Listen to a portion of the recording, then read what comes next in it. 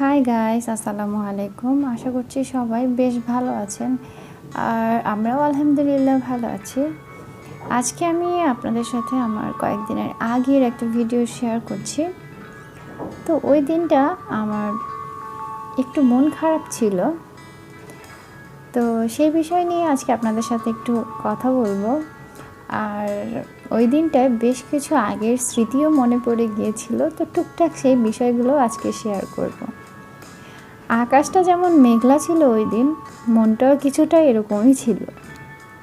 আসলে হয় না, একসাথে থাকতে গেলে কিন্তু বোঝাপড়ার অনেক সময়ই অনেক অমিল হয়, আর সেই থেকে একটু ছোটোখাটো খুনসুটি তো হয়ই।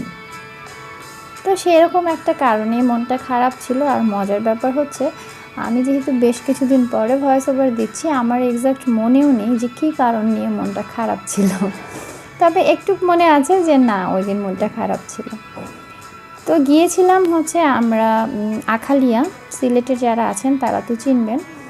তো সেখানে একটা হচ্ছে গরুর ফার্ম আছে, যেখান থেকে হচ্ছে বাসার জন্য রেগুলারই দুধ নেওয়া হয়। তো এই কাজটা অবশ্য আফিফের আব্বুই করে। তো যেহেতু ওই দিন মনটা একটু খারাপ ছিল, তো আফিফের আব্বু বলছিল যে চলো তোমাকে সাথে নিয়ে যাব, কারণ সেদিনও অফিসের কাজে একটু ব্যস্ত ছিল, যদিও ছুটির দিন ছিল, বাট তারপরও ব্যস্ত ছিল, তো বের হতে পারবে না। তো বললো যে যেহেতু সময় দিতে ওভাবে পারবো না, তো যেহেতু একটু কাজে যাচ্ছি, তো সেই সাথে চলো আমি তোমাকে নিয়ে যাই, একটু ঘোরাফেরাও হবে আর মনটাও হয়তো একটু ভালো হবে। ও সবসময় এই কাজগুলো করে থাকে, কারণ ওর মনে হয় কি, যখনই একটু খারাপ লাগা বা মন ভার হয়ে থাকে বা কোনো কিছু নিয়ে কেউ টেনশনে থাকে, ওর মনে হয় যে বাইরে গেলে একটু ঘুরলে, অন্যান্য পরিবেশের অনেক কিছু দেখলে মনটা নাকি ভালো হয়ে যায়। তো ওর এটা ফিল হয়, তো ও এই থিওরিটাই সবসময় কাজে লাগায়। তো আজকের ভিডিওটা যদিও ছোট, কিন্তু আমি আজকে অনেক কথা বলবো আপনাদের সাথে। যাদের শুনতে ভালো লাগে তারা আশা করি শুনবেন, আর যাদের ভালো লাগে না তারা হয়তো বা ভিডিওটা স্কিপ করে যাওয়াটাই ভালো। তো তারপরে আমরা এখান থেকে আমাদের কাজ শেষ করে এখানে হচ্ছে একটা, এর আগেও আমরা এসেছিলাম, একটা রেস্টুরেন্টের মতো আছে মাউন্ট অ্যাডোরা হসপিটালের পিছনে, মানে এই কর্তৃপক্ষেরই মনে হয়, নামটাও সেরকম। তো এখানে বেশ কয়েকবার এসেছি আমরা, তাই আর ওইভাবে এর আগে যারা আমার ভিডিও দেখেছেন তারা দেখেছেন, তাই আজকে আর ফুল রেস্টুরেন্টটা ওভাবে ঘুরে দেখাচ্ছি না। আর যেহেতু আমি গাছ অনেক পছন্দ করি, তো গাছ ফুল এগুলো দেখলে একটু সেখানে আটকেই যায়, ভালো লাগে। আর আজকে ভিডিও শুরুতেই আমার একটা ছবি দেখেছেন, ছবিতে কিছুটা পরিবর্তন কি আপনারা দেখেছেন, লক্ষ্য করেছেন কি? যেটা গতানুগতিক সবসময় থাকে না, আজকে একটু ব্যতিক্রম। হয়তো বা কেউ কেউ লক্ষ্য করেছেন বা কেউ কেউ লক্ষ্য করেন। আচ্ছা, সমস্যা নেই, আমি এখন তো বলছি, তো এখন বুঝতে পারবেন। আসলে আজকে যেহেতু বললামই বাইরে যাওয়ার আমার ইচ্ছে ছিল না, মুড অফ ছিল। তো আফিফের আব্বু বারবারই বলছিল রেডি হও, বাইরে যাব। তো অনেকবার বলার পর চিন্তা করলাম আচ্ছা ঠিক আছে, ও যেহেতু চাচ্ছে বাইরে যাওয়ার জন্য, আর গেলে হয়তো বা ভালো লাগবে।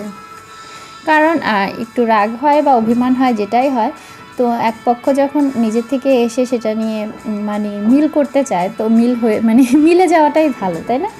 তো রেডি হলাম। তো অবশ্য সাজুগুজু করিনি, কারণ মন ভালো না থাকলে আমার সাজতে ভালো লাগে না। আগে অবশ্য এমন ছিল যে মন খারাপ হলে সাজতাম মন ভালো করার জন্য, বাট ইদানিং আবার একটু অন্যরকম হয়েছে। তো পরবর্তীতে আফিফের আব্বু বলছে শুধু ড্রেস পরে রেডি হলে চলবে, একটু সাজো। তো ওর মতে হচ্ছে, আমি বললাম যে হ্যাঁ কী সাজবো বলো, সেজেছি তো। তো বলতেছে না, একটু টিপ পরো, লেমন টু লাগাও। লেমন টু বলতে ও বোঝায় লিপস্টিককে সবসময় ও লেমন টু বলে। তো সেটা বলছিল, তোর কথা শুনে হাসি পাচ্ছিল। তো আমি বললাম আমি তো টিপ পরি না। তো বলছিল টিপ পরো তো তুমি। আমি বলি টিপ পরি, বলে হ্যাঁ মনে করে দেখো তুমি টিপ পরতা এক সময়। আসলে বিয়ের পর দেখা যেত আমি কাজল পরতে খুব পছন্দ করি, সেটা অনেক আগের থেকেই। তো বাসায়ও আমি মোটামুটি রেগুলারই কাজল পরতাম। তো একদিন বিয়ের পরেও হঠাৎ করেই টিপ নিয়ে এসেছিলো, ছোট ছোট কালো টিপ পাওয়া যায় না, পাতা, ওগুলো নিয়ে এসেছিলো। তো ভাবলাম ওর হয়তো টিপ ভালো লাগে। তো সেই থেকে বাইরে গেলেই টিপ পরতাম, বা এমনিতেও বাসায় পরতাম। যদিও আমার টিপ তেমন একটা পছন্দের ছিল না, বাট ওই যে বলে না, কারো ভালো লাগাটাকে আপন করে নেওয়া বা প্রথম প্রেম বলে একটা কথা আছে না, এইসব ছোটোখাটো প্রেম থেকেই তো সম্পর্কটা সামনের দিকে আগায়, তাই না? তো তখন পড়তাম টিপ, তো মোটামুটি খারাপ লাগতো না। পরে হঠাৎ করে আস্তে আস্তে অভ্যাসটা অবশ্যই চলে গিয়েছে। তো আপনারা এখন যারা আমাকে দেখেন, আমাকে কিন্তু আপনারা টিপ পড়া হয়তো বা দেখেননি, কারণ এটা পড়তাম দেখা যায় আজ থেকে 3-4 বছর আগে। তো ভেবেছিলাম আগের কিছু ছবি এখানে অ্যাড করব, বাট ভিডিও এডিট করতে গিয়ে আর আলসেমি লাগলো, তো ছবি খুঁজে বের করে আবার অ্যাড করাটা একটু কষ্টের, তাই আর করলাম না। আর ভিডিওতে তো ভিডিও নিয়ে কিছুই বলছি না, ভিডিও নিয়ে এবার কিছু বলি। আপনারা দেখলে হয়তো বুঝতে পারবেন আমার মুডটা অফ। তো আমি যাওয়ার সময় অবশ্য ভিডিও করিনি, কারণ ইচ্ছা হচ্ছিল না। পরে আবার গিয়ে ভাবলাম যে না, আমরা যেহেতু এসেছি, আমাদের হ্যাঁ মন খারাপ আছে, একটু পরে হয়তো মন খারাপটা থাকবে না, বাট শুধু শুধু আমি ব্লগটা কেন মিস করব আপনাদের সাথে শেয়ার করা। তো ভিডিও করেই ফেলি। আর সে আমাকে হাসানোর জন্য এমন কোনো বিষয় নেই যে না করেছে আর কি। তো সে জানে আমি ছবি তুলতে পছন্দ করি, সে ছবি তুলছিল, মানে তার কথা হলো কতদিন তুমি হাসবে না। তো ওই জিনিসগুলো অবশ্য এখানে আনিনি, হাসির মুহূর্তটাই আপনাদের সামনে এনেছি। তো ভেবেছিলাম এখান থেকে একটু কফি খাবো, তো ও বলছিল না, কফির সাথে অন্য কিছু খায়। পরে চিকেন চাউমিন নিলাম, এখানে ফার্স্ট টাইম এটা ট্রাই করলাম। তো মোটামুটি খারাপ ছিল না, ভালোই লেগেছে। এটা হচ্ছে মাউন্ট এডোরা যে হসপিটাল আছে, সেই হসপিটালের পেছনের সাইডে একদম অপোজিটে। তো সেখানে আমরা বসেছিলাম, তো মোটামুটি ভালোই ছিল খাবার। তবে এর আগে যখন তাদের কফিটা খেয়েছিলাম তখন বেশ ভালো লেগেছিলো, বাট ওই দিন ততটা ভালো লাগেনি, যেটা সত্যি কথা। আর আমি হচ্ছে যেখানে যাই অনেকে অ্যাড্রেস জানতে চায়, তাই বলি। আর খাবার দাবারের ক্ষেত্রে বলে দিই, কারণ আমার যেটা ভালো লাগে, অনেস্ট রিভিউ যেটাকে বলে, সেটাই দিই। এখানে আমি কাউকে প্রমোটও করি না বা কাউকে ছোট করে কিছু করা, সেটাও না। তো হয়তো বা আমার কাছে ভালো লাগেনি, আপনাদের কাছে ভালো লাগতেও পারে। তো তারপরে আমরা খাচ্ছিলাম আর একটু কথাবার্তা বলছিলাম।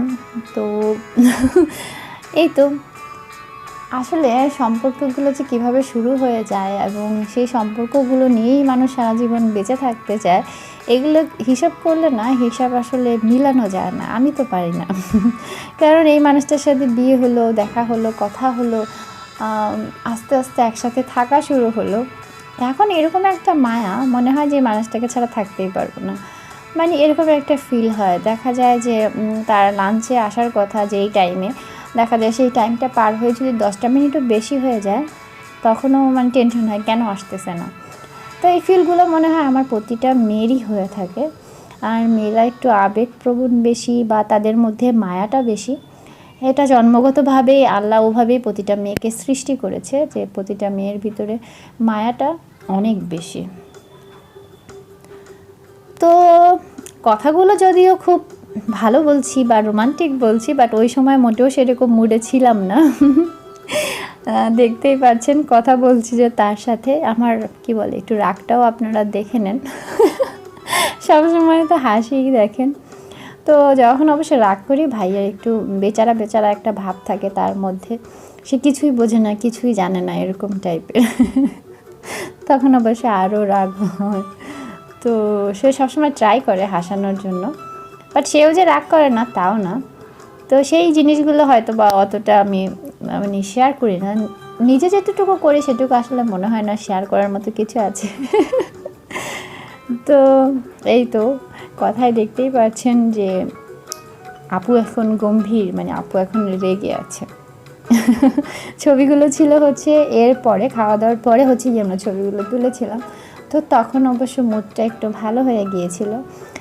আর যেহেতু শুক্রবার, ওই দিনটাও শুক্রবার ছিল, আর শুক্রবারে হচ্ছে আমরা একটু বাইরে বেড়াতে যাই, ছুটি থাকে এই জন্য। বাট অফিসের কাজ থাকলে ওর সেদিনও যেতে পারে না। তো ও কাজের শেষ করে দুপুরে লাঞ্চ করে কাজ টাজ করে তারপরে বাসায় এসেছে।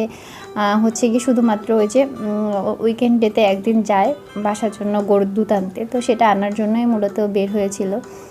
তো বলছিল যে এইটাই সময় পেয়েছি, এখানেই আধা ঘন্টার সময় মানে একসাথে কাটাবো, চলো। তো এই জন্য মোটামুটি জোর করেই তার সাথে যাওয়া। তো যাই হোক, সারাদিনটা অবশ্য মুডটা একটু গম্ভীর ছিল, বাট দিন শেষে মানে দিনের শেষ দিকটায় মুডটা ভালো হয়ে গেল। আসলে সম্পর্কগুলো এরকমই। আমি হয়তো জানি না, আমার যতটুকু মানে ধারণা আমি সেইটুক থেকেই আপনাদের সাথে শেয়ার করি। আপনাদের কেমন লাগে, অনেক আপুরাই অনেক ভালো মন্তব্য করেন, তাই মনে হয় যে না আপনাদের ভালো লাগে। বা সংসার জীবনে যেহেতু কয়েকটা বছর কাটিয়েছি, তো কিছুটা হলো ধারণা হয়েছে। আসলে এখানে হচ্ছে একজন আরেকজনকে বুঝতে হবে। আর কমপ্লেন জিনিসটা যত কমিয়ে দিবেন তত মনে হয় বেশি হ্যাপি থাকা যায়। যদি এটা চিন্তা করা হয় আমি কতটা করছি, তাহলে না পাওয়ার কষ্টটা অনেকটাই কমে যায়। নিজের থেকে নিজেকে এগিয়ে আসতে হবে, তাহলে সব কিছুই সুন্দর। আর এই জায়গার পরিবেশটা বেশ নিরিবিলি, আপনাদের সাথে সেটাও একটু শেয়ার করে দিচ্ছি। তো যারা একটু ভালো সময় কাটাতে চান, খুব সুন্দর একটা জায়গা তা বলবো না, তবে নিরিবিলি এবং পরিবেশটা খুব সুন্দর, কথা বলার জন্য, বসে থাকার জন্য খুব সুন্দর একটা জায়গা।